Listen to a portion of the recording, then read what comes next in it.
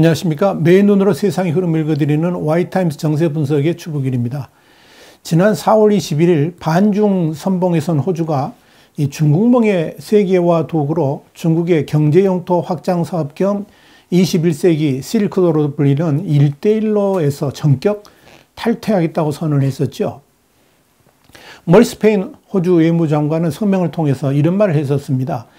빅토리아 주 정부가 지난 2018년, 2019년 1대1로 참여를 위해서 중국 정부하고 체결한 업무 협약 등이 우리의 외교 정책과 맞지 않고 국익도 해친다 그러면서 그 외국 관계법이란 게 있는데 이 외국 관계법에 따라서 4건의 MOU를 취소했다라고 설명했습니다.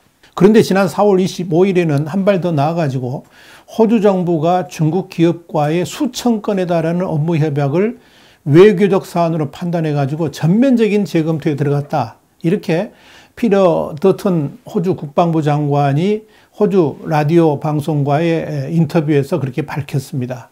이건 호주 정부가 사실상 중국과의 외교적 단절에 가까운 국면으로 몰아치기를 하고 있는 것으로 이렇게 판단이 됩니다. 더튼 장관은 지난 2015년에 중국의 랜드브리지 그룹이 북부 노던 준주와 체결했던 다이낭의 99년 장기 임차 계약을 포함해 가지고 수천 건의 협약을 검토하고 있다라고 밝힌 겁니다. 호주의 중요한 전략 자원 항구이기도 하고요. 또 관문인데 북부의 굉장히 중요한 황이죠. 이 다인황이 장기 임차 계획을 중국하고 맺었는데 이 노던 준주 정부가 5억 600만 호주 달러, 그러니까 한 4,355억 원 정도 됩니다. 이 돈을 받고 운영 통제권 100%, 항만 소유권 80%를 넘겨주면서 99년간 임대해 주기로 한 겁니다.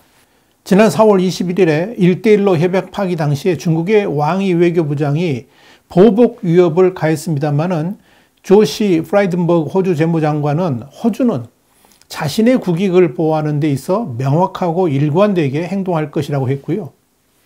아예 한술 더 떠서 추가로 중국과의 관계 정리를 위한 협약 재검토에 들어가게 된 겁니다. 더튼 국무부 장관도 호주 정부는 베이징의 위협에 굴복하지 않을 것임을 분명히 했다라고 말을 했습니다. 사실 이 호주에 있어서 중국이라는 나라가 차지하는 경제적 비중은 상당히 큽니다. 전체 국가 교역의 4분의 1을 중국과 하는 나라가 바로 호주입니다. 중국 수출입 의존도가 일본, 미국을 합친 것보다 많고요. 코로나 팬데믹이 본격화되기 이전에 2019년에 중국인 관광객이 130만 명이나 와가지고 15조 원을 쓰고 갈 정도였습니다. 그뿐 아닙니다. 전체 유학생의 30% 가까운 17만 명이 이제 중국 청년들이 대학 재정을 굳건하게 떠받치고 있는 겁니다. 근데 한국하고도 비슷한 상황이죠. 이렇게 중국에 대한 경제 의존도가 크다 보니까 중국은 호주를 아주 우습게 본 것 같습니다. 오죽 했으면 중국 관영 언론인 이 환구시보의 후시진 편집장이 뭐라고 말했냐면 호주는 신발에 붙은 껌 같은 귀찮은 존재라서 가끔 돌에 문질러줘야 된다. 이런 말을 했겠습니까? 아주 노골적으로 비하한 거죠.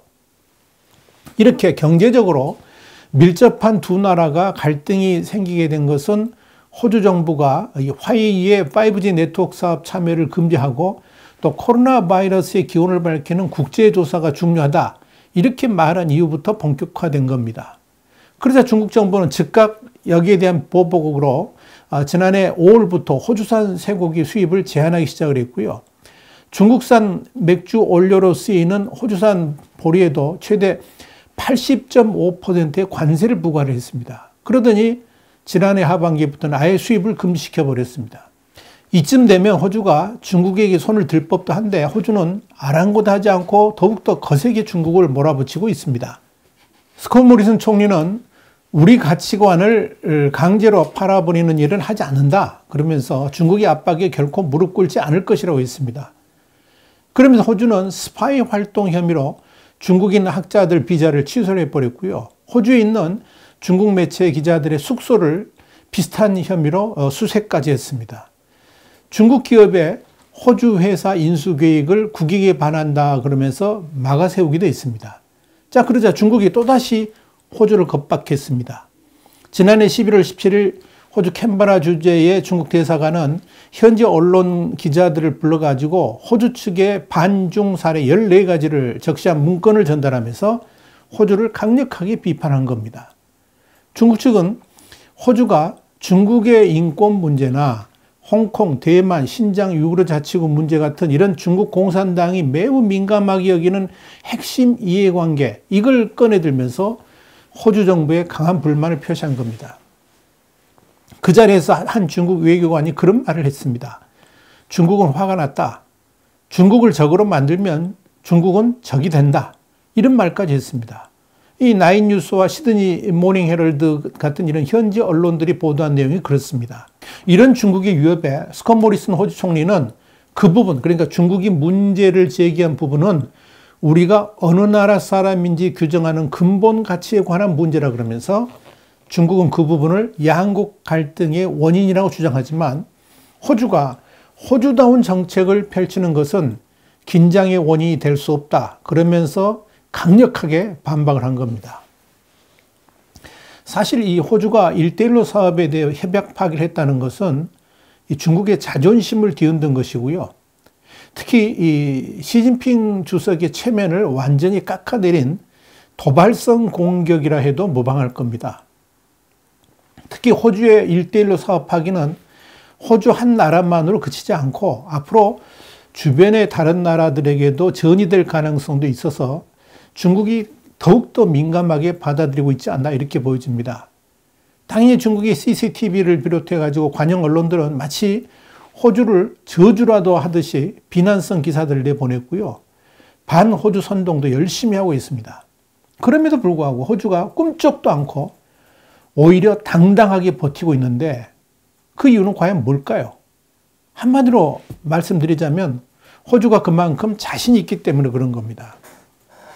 우선 중국의 이 전방위적 무역 보복에도 불구하고 지난해 대중국 수출액이 전년도인 2019년에 비해서 별 차이가 없습니다. 2019년에 대중국 수출은 1,484억 호주 달러였습니다. 근데 2020년에 얼마였느냐? 1,452억 호주 달러로 겨우 32억 호주 달러만 줄어들었을 뿐입니다. 그것도 코로나 상황이라는 것을 감안한다 그러면 호주가 선방한 셈이죠. 그렇다면 중국이 그렇게 강력한 무역 보복을 했는데도 대중국 수출액이 줄어들지 않는 이유는 과연 뭘까요? 바로 대중국 수출액의 60% 이상을 차지하는 철광석 때문에 그렇습니다. 이 호주산 고순도 철광석은 대체재가 거의 없어가지고 수입을 제한하면 오히려 중국 제철소들이 피해를 보게 됩니다. 철광석만 문제되는 것이 아니고 유연탄 또한 중국 입장에서는 대체하기 힘든 품목입니다. 사실 지난해 12월 중국에서 최첨단 산업을 이끄는 핫포인트이고 또 중국 산업을 선도하는 핵심 지역이 이제 광둥성 일대인데요. 이 광둥성 일대의 광저우, 둥관, 선전, 그 다음에 중샨, 주하이 이런 등지에서 전력과 수도 공급이 끊기는 엄청난 혼란이 일어났습니다. 이뿐 아닙니다. 창장 이남의 저장성 이후 등지에서도 대규모 정전이 발생을 해가지고 심각한 사태를 맞았고요. 장시, 후난성도 심각한 전력난을 겪었습니다. 전력 비상사태가 일어난 거죠. 그런데 그 이유가 뭐였느냐? 호주에 대한 무역 보복을 한다면서 호주로부터의 석탄 수입량을 대폭 줄인 데서부터 비롯된 겁니다. 중국산 석탄은 가격이 비싸고 질도 낮아서 발전소들은 외국산에 의존을 합니다. 그런데 2019년 한 해에 중국은 석탄 총 2억 6,500만 톤을 수입했습니다. 호주산 석탄은 한때 중국 전체 석탄 수입의 57%를 차지할 정도로 엄청난 비중을 차지했는데 이 호주하고 껄끄러운 관계가 형성되면서 28% 수준까지 수입량을 대폭 줄여버린 겁니다. 문제는 그렇게 호주산 석탄의 수입이 금지되니까 당장 중국의 에너지 수급 자체가 심각한 상황으로 빠져들게 된 겁니다. 반면 호주는 중국으로부터 수출을 금지당한 보리라든지 쇠고기, 면화 이런 것들을 한국이나 멕시코, 일본, 베트남 등지로 판로를 다변하면서 중국으로부터의 수출 감소분을 메꿨습니다. 호주산 와인과 랍스타들도 타격을 입었습니다만 전체 수출에서 이들 품목이 차지하는 비중은 미미할 정도입니다. 결국 중국이 호주에 무역 보복을 했습니다만 그 피해를 호주가 입었다기보다 중국이 더 손실을 본 거고요. 그러면서도 중국은 또 깡패 국가라는 오명만 뒤집어 쓴 셈이 됐습니다. 이와 관련해 가지고 프린세스 애덤슨 호주 외교통상부 차관은 지난 4월초 애들레이드 대학의 졸업식 연설에서 이런 말을 했습니다. 호주 정부는 서로의 입장 차이를 토론하면서 상호 이익을 위해 대화하고 협력하기는 원하지만 중국은 대화와 협력의 전제로 우리에게 핵심 국익을 양보하라고 한다. 이렇게 말을 한 겁니다. 그러면서 애덤스 장관은 호주가 지켜야 될 핵심 국익이 뭐냐? 우리 국가가 동의하는 규칙의 준수, 학문과 언론의 자유 이런 것들을 들었습니다. 덴태안 무역관광투자부 장관도 중국이 신장 유구르 제재에 참여하면 그에 상응하는 보복을 할 것이라고 위협했지만 나라의 주권은 협상의 대상이 아니다라고 단호하게 대응을 했습니다. 중국에 물건 좀 더 팔겠다고 이 민주주의와 인권, 언론 자유 같은 보편 가치를 양보할 수 없다. 이게 호주의 아주 강력한 의지인 겁니다. 결국 중국은 경제보복으로 호주의 콧대를 꺾어보려고 했습니다만 손은 오히려 중국이 보는 상황이 연출된 것이고요.